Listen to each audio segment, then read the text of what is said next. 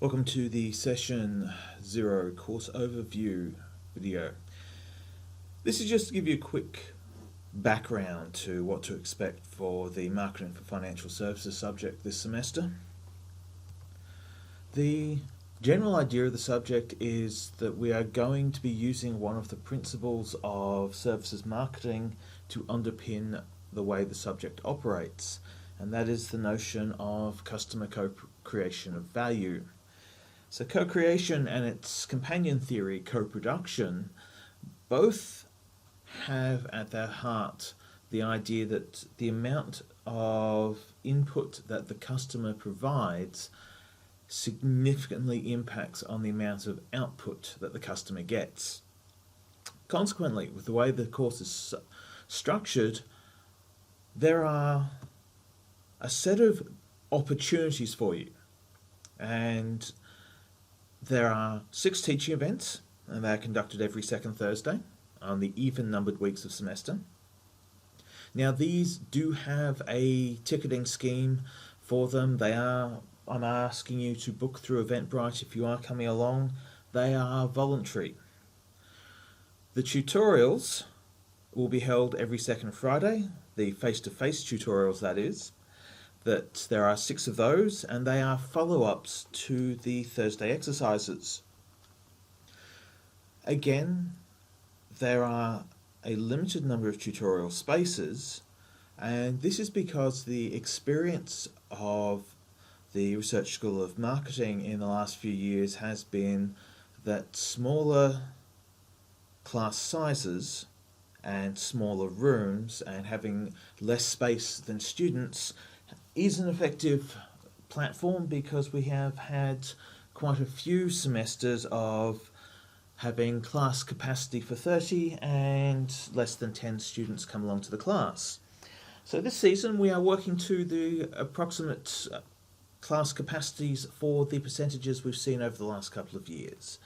So there are only 6 teaching events. They are on the timetable. You will see them listed as tutorials. They were booked as tutorials simply to prevent timetabling from moving us out of those rooms into somewhere inappropriate that wouldn't suit the teaching event. The tutorials for the subject that are being conducted in face-to-face are on the Friday. There is a virtual tutorial that will be being run, and some of the setup behind that is still underway. What I will also expect of you this semester is I will expect self-directed study. And I will expect that when you are faced with a problem, that your first step is to go looking for a solution. And the solution, it can be hunted down through Google Scholar, and at the end, if that has been unsuccessful for you, to come and talk to one of the teaching staff. You will also be dealing with group assessment and group study. Your assessment task for the groups is submitted at the end of semester, and it involves your individual assessment piece. So you are in a position to be able to work together as a unit throughout the semester. There will also be online videos such as the one that you're currently watching, and ones attached to various lectures or supplemental video recordings. There will be readings, there will be web links, and there will be call-outs to textbook chapters. Ultimately though, we have reduced the number of face-to-face hours based on the experience of the last 5 years worth of teaching, that face-to-face time is increasingly difficult for students to be able to commit to 12, 13 face-to-face events, so we reduced it to 6. All 6 are voluntary. The teaching events are live events. They are interactive forum, interactive sessions. They won't be recorded. It is a case of if you are there you get benefit from it, great. If you're not there, then I will assume that you have had something else take the priority, and there is no penalty for non-attendance. I want to be very clear about that. A voluntary event is just that. You can benefit and gain from it by attending, but there is no penalty for missing the session. So just to quickly talk you through the event sessions, the first session is going to go over the concepts and frameworks. We're going to do a bit of a run through of some key and core marketing ideas. Session 2, we're going to get you straight into starting to think about product development. What can you offer? What can you make? How should you be thinking about what you make? Session 3, moving into, again, another set of the big frameworks, a bit around marketing decisions, and this is also about making decisions. We're starting to get you towards the idea of being able to have a broad idea of who you want to present a product to. Section 4, when we get into customers, and Section 4 and 5, customers and solutions to customers, this is really delving deep into who is it that you are trying to address your assignments and your assignment products to. And Section 6 is about bringing it all together. So these 6 sections, these 6 workshops, coincide with the video files. They coincide with the assigned readings, the assigned chapters. So the idea here is that you are, instead of dealing with 12 lectures plus tutorial, you're dealing with 6 sections of a course, and the 3 assessment tasks that you will deal with effectively are cumulative. So you will deal with an exam to sort out how well you handled sections 1 and 2. Your solo assignment combines sessions 1 to 4, and your group assignment combines sessions 1 to 6. This is not a fire and forget subject. This is not a case of, oh, now I've done session 2 and the exam, I don't have to think about any of those anymore. This is a sequential build. This is also giving you the opportunity to work with the knowledge you have and expand upon it. Now, in terms of our course content, that what we're going to be dealing with for the semester, these are your learning outcomes. This is what you'd be looking at. First and foremost is you are looking at being able to explain marketing frameworks and marketing concepts that are useful for financial services. You are going to be engaging how marketing a service differs from other types of marketing activity. There will be a strong emphasis on segmentation, positioning, targeting, and using these ideas to identify a customer and target something to that customer, and then come together as a team to manage a multiple portfolio, multiple products or multiple brands under the same portfolio, targeting either multiple customers or multiple products to the same customer. So you've got a learning tasks checklist here, and basically what this is set out to do is that you can see whether you are tracking towards your end goal of knowing financial services marketing by this checklist. If you can answer, put a tick beside these tasks, then you have attained the learning outcomes. So let's talk assignment and assessment. Now, the key here is that the assessment structures are the only compulsory thing in the course, that you have to attempt all 3 items, largely because the maths of passing the course indicate that if you are aiming for 50 out of 100 and you try and make that 50 out of 70 or 50 out of 60, it's a much harder job. So if you're looking for the high distinction, to get to 80, you're going to have to do well across all items. If you're looking for a straight pass, get through, then you have a couple of items you can do well and maybe one you could do not so well in. Again, I understand the role of calculative behaviour, I understand the role of going, this is a subject that I just need to do to complete a requirement for a degree. If that's all you want to do, the structure will enable you to do that. If you want to do more, if you want to hunt for those HDs, if you want to be getting a distinction, the subject is also, it's tailored for multiple paths. So if you are looking for a in, out and done subject, we can do that. If you're looking for depth, we can also provide that. But to break down your timing, you'll see that your times are week 5, week 10, week 13. Now the key thing about the customer plan and the group project is that they are an intertwined assessment task.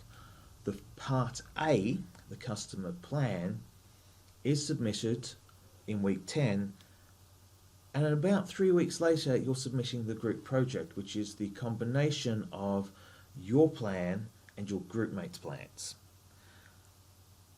Consequence of this is that the likelihood of you being able to act on your group plan and your group project needs to take into consideration the uncertainty of your customer plans.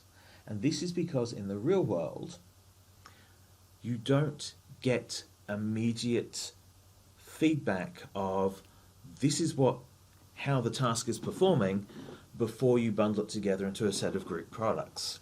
So this is, again, about scenarioing something you'd have to do in business. Your individual plans will be brought together as a collective group and a collective product offering, and this is something that you would do without necessarily knowing the full performance of those plans in the marketplace. So it's there as a scenario. It's a practice round. Now, the first assessment task that you need to be aware of is in week 5. This is going to be the take-home exam. It effectively is a weekend-long assignment. You are looking at this in terms of it will open on the Friday afternoon, Friday evening after the tutorials. You will then have until 9 a.m. Monday morning to complete the assignment task. As it is a 30% essay style exam, you should be allocating yourself a minimum of 2 hours, because this is what you would do if you were sitting inside one of the assessment halls. But realistically, I'm giving you several days to approach this assignment, and it is also an individual task. Your answers must be unique to you, and this is why we're using Turnitin. Now, to prepare for this, it will take place after the first 2 sections of the course, so that's what it's going to cover. So any of the course readings, course videos, textbook chapters and external readings. Of course, given that you're doing this as a take-home exam on Turnitin, you are in a position to treat it as a scene exam. You can use these resources. You can bring in citation and reference. You can do research to answer these questions. And that is the point. The point is to give you an environment where you can confirm that you have met the first 2 learning outcomes, you understand the fundamentals of the marketing for financial services, and that you are ready to move into applying those fundamentals into the development of your skills in the next section. So the other aspect I want to bring your attention to is that it's about 2,000 words across all the answers. Some people get a little bit carried away when given a take-home exam on Turnitin or Wattle. However, there is no official word length, there is just a sense of answer the question. But I will say, if you're trying to answer these questions and you're doing it in less than 2,000 words, you're not doing it right. So if you get to the end of the exam and you've written about 200 words, you might want to go back and have another go at it. You are, again, all accessible materials that are available through Wattle are available for your use during the exam. So talking now to your second assessment task, the customer plan. There are 2 things I want your attention drawn to. The first is that in week 10, this is when it's due, a customer plan is going to have additional detail on Wattle. We have a scheduled release date of that around weeks 3 and 4, so you've had a chance to learn some marketing before we go off and start telling you what we're going to get you to do to apply that marketing. It is an individual essay. It does correspond with your group essay, and as such you can work together with your group mates to collaborate on how you address either a single customer and everyone takes multiple products, or you take similar products and take different customers. You can work together on this task. However, the document you submit must be unique to you as a student. So the plan will be a potential financial services product for a target market of your choice. As it is a target market of your choice, you have free rein. What you are expected to do is to produce evidence and real-world support for the selection of that target market. And to that end, if you want to replicate a market that exists, you can. If you want to replicate a product that exists, you can. You need to use justification and explanation as to why and what you're doing, but more detail on that will be provided. The last item on the list is to come together as a team and present 3 items. Now I'm looking at this being 4 to 5 person squads. The deal on a group assessment task is that everyone should commit and should share the load, and in the video it needs to be evident or some sense that people have contributed. So it can't just be one person. But effectively what you are being asked to do is to upload a 3-minute video submission. You can use Vimeo, you can use YouTube. Wherever you host it, that's how it's done. You will also submit a business canvas, and we will have a business canvas template for you to use to submit the canvas, and you will submit 1,000 words of supporting documentation for the business canvas.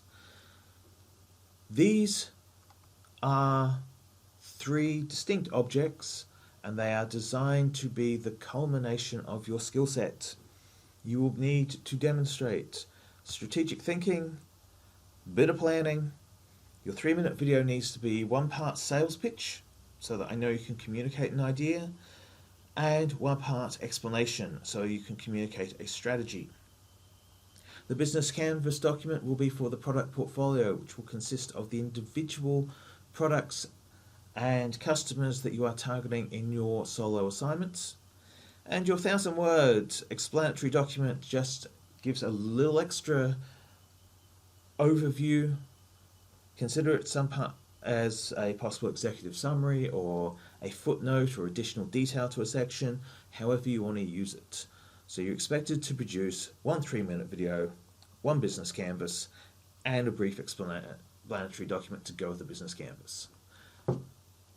You are going to work in groups. It is a mandatory group assignment because this is how it works in financial services businesses. You work as a team to present as an organisation targeting a group of customers.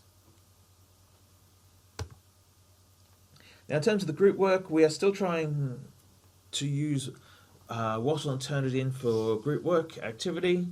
The moment the planned strategy is you'll start in a randomly allocated group. It's up to you. You can stay in that group, you can leave groups. There should be group management available through Wattle. All members of the team receive the same score, so it's 1 in, all in. There are no peer evaluations, there are no differential marks, there are no... in business, when a product succeeds or a product fails, you don't get to say, well, I'm only responsible for 50% of the failure. Or, well, no, that product's totally me, my team doesn't get their bonuses, just me. It's not how it goes. It's all in, all together, rise together, or fall together. Consequently, if there's a group problem, you solve it, resolve it. That is part of the group exercise here, is that you are going to engage in positive collaborative group activity, or you're going to manage yourselves to sort it out. I will not be intervening, and emails that are sent to me about problems with your group will be sent back with your task, and part of your marks that you're going to receive comes from how well you manage your group. I'm not managing it for you. So, this is the overview. If you do have questions across the course of the semester, there is my email address. You can, if it's a fast, immediate and short question, try reaching me on Twitter. I have fortnightly consultation times that you can book through the Meet Me link here. And finally, Marketing for Financial Services in Semester 2, 2017 is being run differently because we were invited to do so by the Australian National University. The Vice-Chancellor issued a challenge to us as academics and staff to reimagine, because of the renovations to the university, timetabling said, can you reimagine your learning spaces and do things differently? And disruption has been the key word of 2017 for the ANU, so we were asked to revisit and reimagine how the course works. That's exactly what we've done with Marketing for Financial Services. We've disrupted the usual strategies, we've disrupted the usual structures, we've reimagined the course, and this is what entrepreneurship, innovation, and working in a sector that is prone to rapid change and disruption looks like in the 2017.